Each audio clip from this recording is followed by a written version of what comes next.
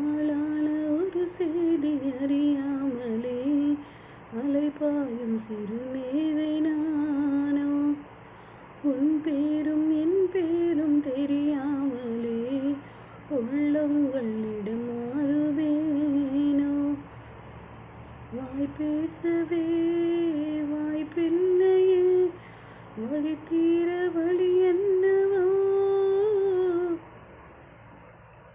உந்தன் கஞ்சாடை விழுந்ததில் கொஞ்சம் கொஞ்சம் தறிக்கொட்ட, உந்தன் நூலாடை பறித்ததில் ரத்தம் கொதிக்கும்.